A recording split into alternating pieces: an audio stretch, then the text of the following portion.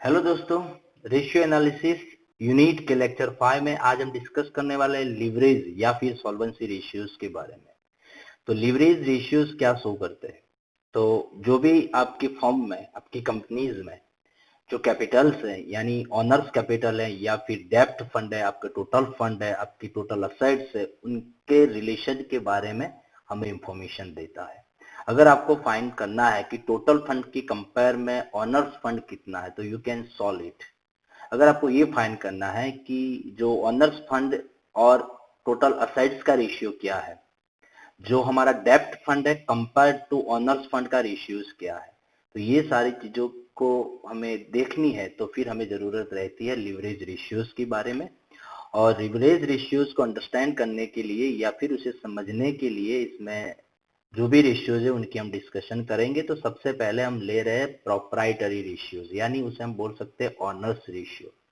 तो proprietary ratios की formula है proprietary fund divide by total fund. यानी प्रोप्राइटरी रेशियो क्या शो करता है? तो प्रोप्राइटरी फंड और टोटल फंड के बीच क्या रिलेशन है, दोनों के बीच प्रोपोर्शनली क्या रिलेशन है, वो मेंटेन करता है, वो शो करता है। प्रोप्राइटरी फंड को हम बोल रहे हैं शेयर होल्डर्स फंड या फिर ऑनर्स फंड। तो ऑनर्स फंड की कंपेयर हम किसके साथ करते हैं? टोटल फंड के साथ। यानी हमारी जो कंपनीज में टोटल इन्वेस्टमेंट हुआ है, ठीक है, जो भी असेट्स में या फिर वर्किंग कैपिटल्स में, ये हमारा टोटल फंड है। तो टोटल फंड की कंपेयर में हमारा प्रोप्राइटरी फंड कितना है, वो रेशियोज पाने के लिए हम प्रोप्राइटरी रेशियोज का यूज करते हैं। और प्रोप्राइटरी रेशियोज के लिए हमारी एक और भी फॉर्मूलाज है, वो है proprietary fund divided by total real assets. आप दोनों में से किसी एक फॉर्मूला से आंसर निकाल सकते हैं, ठीक है। तो बात कर रहे हैं सबसे पहले टोटल रियल एसेट्स का मतलब होता है total assets minus fictitious assets, ठीक है। तो आपका एसेट साइड का जो भी टोटल्स है, इसमें से फिक्टिटियस एसेट्स को निकाल दो, जो आंसर बचेगा वो रहेगी आपकी टोटल रियल एसेट्स। अब बात करते हैं प्रोप्राइटरी फंड। प्रोप्राइटरी फंड्स का मतलब रहता है शेयर होल्डर्स फंड। तो ये देखो, ये जो टेबल आपको दिख रहा है, वो टेबल हमने जब हमारा फर्स्ट लेक्चर था रेशियो बेस्ड ऑन प्रॉफिटेबिलिटी, ठीक है, तो ये प्रॉफिटेबिलिटी रेशियोज के दौरान हमने ये टेबल डिस्कशन कर दिया था। तो हमें तो यहाँ यही सिर्फ समझना है कि प्रोप्राइटरी फंड क्या है। तो जो शेयर होल्डर फंड है या फिर ऑनर्स फंड है या फिर प्रोप्राइटरी फंड है, वो सारी चीजें एक ही है। तो शेयर होल्डर फंड्स में जो भी आइटम्स हम इंक्लूड कर रहे थे, वही आइटम्स हम प्रोप्राइटरी फंड्स में भी इंक्लूड करेंगे। तो कौन सी चीज इसमें आ जाएगी? तो equity capital, preference capital, reserve surplus यानी रिटेन अर्निंग आ जाए। तो फिक्टिटियस एसेट अगर है तो इससे हमें डिडक्ट करनी है। इसी तरह से हमें प्रोप्राइटरी फंड मिल जाएगा, ठीक है। चलो, इसे एक और रेशियोज हम देख रहे हैं, वो है डेब्ट इक्विटी रेशियोज। तो उनकी फॉर्मूलाज है long term liability divided by proprietary funds. तो ये रेशियो से हम ये पता लगा सकते हैं कि प्रोप्राइटरी फंड्स की कंपेयर में लॉन्ग टर्म लिएबिलिटीज पर रेशियो क्या है। यानी लॉन्ग टर्म लिएबिलिटीज और प्रोप्राइटरी फंड्स का प्रोपोर्शनली रिलेशंस क्या है, ये शो करने के लिए हम डेब्ट इक्विटी रेशियो कैलकुलेट करते हैं। और उससे हमें ये पता चलता है कि हमारा जो ऑनर्स फंड है उनकी कंपेयर में जो डेब्ट फंड है, हमारा जो बोरोड फंड है, वो कितना है, ठीक है। तो लॉन्ग टर्म लिएबिलिटीज में हम दो चीज ऐड करते हैं, वो है डिबेंचर और long term loan if any. And proprietary funds तो हमने आगे देख लिया, जिसमें कैपिटल दोनों टाइप की, रिजर्व सरप्लस और फिक्टिटियस एसेट्स अगर है तो उससे हमें डिडक्ट कर देनी। तो ये रेशियोज है हमारा। उसके आगे हम देखें फोर्थ नंबर में, वो है कैपिटल गियरिंग रेशियो। बात करते हैं कैपिटल गियरिंग रेशियोज की। तो कैपिटल गियरिंग रेशियोज की फॉर्मूला है preference capital plus debenture plus long term loan if any divided by equity share capital. अब ये जो कैपिटल गियरिंग रेशियोज है, वो हमें क्या शो करता है? तो वो ये शो करता है कि आपकी जो फिक्स्ड डिविडेंड और इंटरेस्ट वाली जो कैपिटल्स है, उनकी कंपेयर में इक्विटी कैपिटल का रेशियो क्या है, वो शो करता है। यानी प्रेफरेंस कैपिटल, जिसमें हमें फिक्स रेट से डिविडेंड पे करना पड़ता है, डिबेंचर जिसमें भी हमें फिक्स रेट से इंटरेस्ट पे करना करता है, और लॉन्ग टर्म लोन जिसमें भी हमें फिक्स रेट से इंटरेस्ट पे करना पड़ता है। तो ये जो प्रेफरेंस कैपिटल, डिबेंचर और लॉन्ग टर्म लोन, ये तीनों जो कैपिटल ऐसी है जिसका हमारा जो इंटरेस्ट और डिविडेंड का बर्डन है वो फिक्स रहता है। उनकी कंपेयर में इक्विटी कैपिटल का रेशियोज क्या है, वो शो करने के लिए हम कैपिटल गियरिंग रेशियोज यूज करते हैं। उसके बाद एक और रेशियोज देखें तो वो है long term fund to fix asset. यानी हमारा जो भी लॉन्ग टर्म फंड्स है उनकी कंपेयर में फिक्स असेट्स कितनी है, ठीक है। यानी हमारा जो भी फंड्स है और वो फंड की कंपेयर में हमने फिक्स असेट्स का रेशियोज किया है, यानी जो हमारा फंड है इसमें से फिक्स असेट्स में कितने अमाउंट हमने यूज की है, ये रेशियोज निकालने के लिए हम यूज करते हैं long term fund to fix asset ratios. तो उसके अलावा भी अगर कोई रेशियोज है तो अगर हम एग्जांपल सॉल्व करेंगे तब अगर कोई ऐसा रेशियोज मिलेगा हमें तो वो भी हम डिस्कस कर लेंगे, लेकिन अभी इतना ही रेशियो हम ले रहे हैं जो आपके लिवरेज या सॉल्वेंसी रेशियोज का पार्ट है, ठीक है। और ये रेशियो समझने के लिए हम एक न्यूमेरिकल एग्जांपल सॉल्व कर रहे हैं ताकि आपको ये भी पता चल जाए कि हमें जो कैलकुलेशन रेशियोज की है वो कैसे करनी होती है। तो इसके लिए हम एक एग्जांपल ले रहे हैं प्रैक्टिस के दौर पे। इसमें देखो ये जो इंफॉर्मेशन है वो आपकी पीएनएल के रिलेटेड है, ठीक है। हम आपका इनकम स्टेटमेंट है वो अभी हमें जरूरत नहीं है, और एक दूसरा दिया है आपको क्वेश्चन में वो बैलेंस शीट है, ठीक है। अब जो रेशियोज हमें लिवरेज की रेशियोज में दिखे वो हमें कैलकुलेट करना है। सपोज कि सबसे पहले मैं बात करूं कि अगर आपको फाइंड करना है जो फर्स्ट रेशियोज था हमारा प्रोप्राइटरी रेशियो,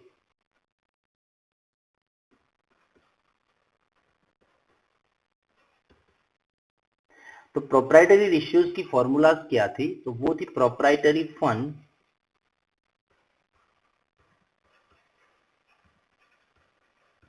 डिवाइडेड बाय, हम यूज करेंगे टोटल रियल असेट्स, ठीक है।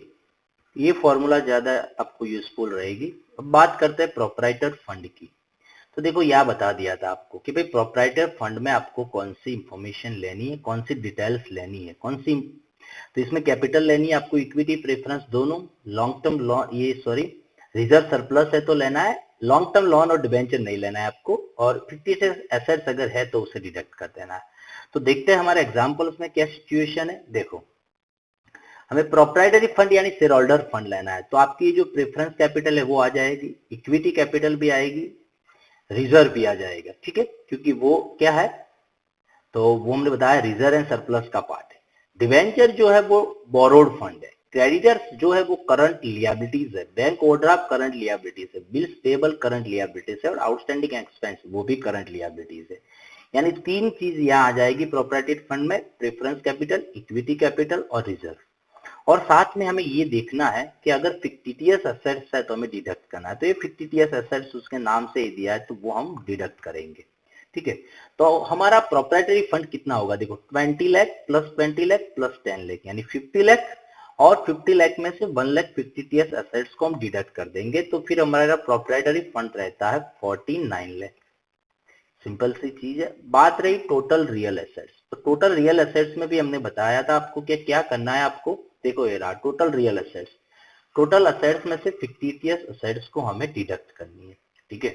चलो तो टोटल असेट्स कितनी है आपकी, यानी बैलेंस शीट का टोटल कितना है वो है, देखो ये असेट्स और टोटल असेट्स वो है 64 लाख, और फिक्टिटियस असेट्स कितनी है 1 लाख, तो वो हम डिडक्ट करेंगे तो रियल एसेट्स कितनी बचेगी यहाँ 63 लाख।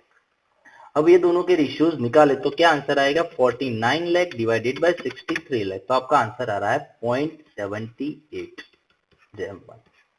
तो ये क्या शो कर रहा है, तो ये शो कर रहा है कि आपकी जो टोटल रियल एसेट्स है, आपका जो टोटल इन्वेस्टमेंट है, आपका जो टोटल फंड है, उनकी कंपेयर में प्रोप्राइटरी फंड कितना है 78% है। यानी जो भी आपकी कंपनी में जो इन्वेस्टमेंट हुआ है, जो टोटल फंड यूज हुआ है, इस फंड ने 78% फंड कहां से लाया है, तो प्रोप्राइटरी फंड यानी ऑनर्स फंड है, ठीक है। और जो रिमेनिंग रहता है 28% वो आपका बोरोड फंड है, ऐसा हम बता सकते हैं, ठीक है।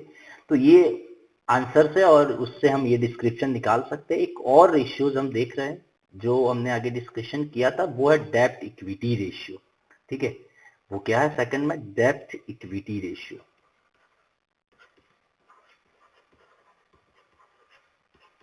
चलो क्या फॉर्मूलाज थी उनकी डेप्ट इक्विटी रेशियोज की, तो वो है long term liabilities,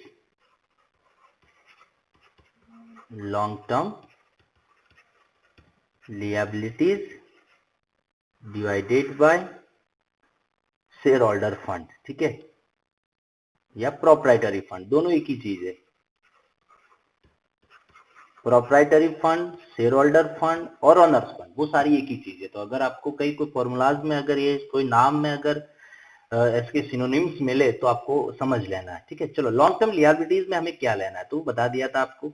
long term लियाबिलिटीज में आप दो चीज लेनी है, एक होता है डिबेंचर, एक होता है लॉन्ग टर्म लोन। तो हम हमारे बैलेंस शीट में देख रहे हैं, चलो बैलेंस शीट में देखे तो डिबेंचर्स दिया है, ठीक है। चलो वो तो हम ले लेंगे, डिबेंचर्स 11 लाख, और लॉन्ग टर्म लोन का कोई जिक्र नहीं किया है, तो एक ही चीज आएगी यहाँ जो लॉन्ग टर्म लियाबिलिटीज में, वो है आपका 11 लाख, ठीक है। बात करते हैं प्रोप्राइटरी फंड की, तो वो तो हमने यहाँ कैलकुलेट कर दिया है। क्या है हमारा प्रोप्राइटर फंड, 49 लाख, तो वो ही हमें ले लेना है 49 लाख। चलो अब क्या आंसर निकलेगा हमारा, तो ये आंसर निकाल रहे हैं हम 11 लाख डिवाइडेड बाय 49 लाख, तो हमारा आंसर आ रहा है 0.22, और रेशियोज 1 लिख सकते हैं, या फिर उसे हम लिख सकते हैं 22%, कोई भी तरह आप लिख सकते हैं। तो ये क्या शो कर रहा है, तो हमारा जो प्रोप्राइटरी फंड है, यानी जो ऑनर्स फंड है, वो ऑनर्स फंड की कंपेयर में हमारा लॉन्ग टर्म लियाबिलिटीज यानी जो बोरोड फंड है, ठीक है, ये दोनों का रेशियोज क्या है वो शो करता है। तो ये बताता है कि ऑनर्स फंड की कंपेयर में बोरोड फंड कितना है, 22% है। यानी अगर हमारा ऑनर्स फंड 100 है, तो फिर बोरोड फंड यानी जो लॉन्ग टर्म लियाबिलिटीज है वो कितनी रहेगी, 22। तो ये ऑनर्स फंड और जो बोरो फंड है इस दोनों के प्रपोर्शन के बारे में हमें शो करता है, ठीक है। एक और रेशियोज हम देख रहे हैं, चलो वो है आपका कैपिटल गियरिंग रेशियो। क्या है, कैपिटल गियरिंग रेशियोज, तो उनके बारे में देखते हैं भाई। 3 नंबर में कैपिटल गियरिंग रेशियो, तो ये रेशियो में आपके कौन सी चीज लेनी है, जिसपे आपको फिक्स रेट से डिविडेंड या फिर इंटरेस्ट पे करना है। तो इसमें एक आ जाएगी आपकी प्रेफरेंस कैपिटल, दूसरा एक आ जाएगा डिबेंचर। अगर लॉन्ग टर्म लोन है तो आपको लेनी है, लेकिन हमारे सब में ऐसा कोई नहीं है। देखो सिर्फ प्रेफरेंस कैपिटल है जिसमें 10% फिक्स डिविडेंड है, और 10% डिबेंचर से जिसपे भी 10% फिक्स इंटरेस्ट है। तो कैपिटल कितनी है, 20 लाख, और डिबेंचर है 11 लाख, यानी टोटल कितना होगा, 31 लाख। चलो ये है, इसमें दो चीज है, कैपिटल आपकी 20 लाख है और जो डिबेंचर है वो 11 लाख। डिनोमिनेटर्स में हमें क्या लिखना है, तो इक्विटी शेयर कैपिटल लिखनी है। इक्विटी शेयर कैपिटल ही लिखनी है, कैपिटल फंड नहीं लिखना है हमें, इक्विटी शेयर होल्डर फंड नहीं लिखना है, सिर्फ क्या लिखना है, इक्विटी शेयर कैपिटल लिखनी है। तो इक्विटी शेयर कैपिटल कितनी है, देखो बता दिया 20 लाख है, कितनी है आपकी 20 लाख, ठीक है। तो ये चीज लिखनी है, इक्विटी कैपिटल है आपकी 20 लाख। चलो तो अब आंसर निकालेंगे तो क्या होगा, 31 लाख, और डिनोमिनेटर्स में है डिवाइडेड बाय 20 लाख, तो आपका आंसर आ रहा है 1.55 M1, ठीक है। तो ये क्या शो कर रहा है भाई, तो आपकी जो फिक्स इंटरेस्ट या डिविडेंड जिसपे पे करना है, और ऐसी जो आपके पास कैपिटल से उनकी कंपेयर में इक्विटी कैपिटल कितनी है वो रेशियो शो कर रही है। और हमारा आंसर से हमें ये पता लगता है कि प्रेफरेंस कैपिटल और डिबेंचर्स जिसपे हमें फिक्स इंटरेस्ट या डिविडेंड पे करना है, वो उसका रेशियोज कितना है, तो 1.55 times compare to equity share capital, ठीक है। तो ये जो प्रेफरेंस कैपिटल और डिबेंचर्स का जो रेशियोज है वो हाई है compare to equity share capital. तो ये थोड़ा रिस्की शो करता है, क्योंकि यहाँ पे हमारा इंटरेस्ट और डिविडेंड का जो फिक्स बर्डन है वो ज्यादा है। तो अगर कभी कंपनीज ने कुछ अच्छा प्रॉफिट नहीं कमाया, या फिर किसी साल उनकी अच्छी कमाई नहीं हुई, तो ये जो डिविडेंड और इंटरेस्ट का जो फिक्स बर्डन है उससे कभी थोड़ी ज्यादा प्रॉब्लमेटिक हो सकता है, ठीक है। तो इसी तरह हम पता लगा सकते हैं रेशियोज से कि हमारा जो कैपिटल स्ट्रक्चर से उनकी पोजीशन कैसी है, ठीक है। तो अब ये जो भी हमने डिस्कशन किया, तो उनके रिलेटेड और भी एग्जांपल्स हमें देखने वाले हैं। तो अब जो हमारा लेक्चर 6 रहेगा, वो लेक्चर 6 से हम आपका जो जॉइंट एग्जाम्पल होंगे वो करेंगे, ठीक है। या इसमें आपके सारे जो रेशियोज से वो आ जाएंगे, ठीक है। प्रॉफिटेबिलिटी रेशियो आ जाएगा, लिक्विडिटी रेशियो आ जाएगा, एक्टिविटी रेशियो आ जाएगा, और लीवरेज रेशियो, ये चारों रेशियोज एक साथ होंगे, ठीक है। और वो जो सम हम सॉल्व करने वाले वो आपके एग्जाम के लिए भी उतने ही इंपॉर्टेंट है, ठीक है। तो कल जो हमारा लेक्चर 6 रहेगा या फिर हमारा जो नेक्स्ट लेक्चर 6 रहेगा उससे हम ये एग्जाम्पल जो आपके एग्जाम के लिए इंपॉर्टेंट है वो स्टार्ट करने वाले हैं। तो आज के लिए बस उतना ही। Thank you.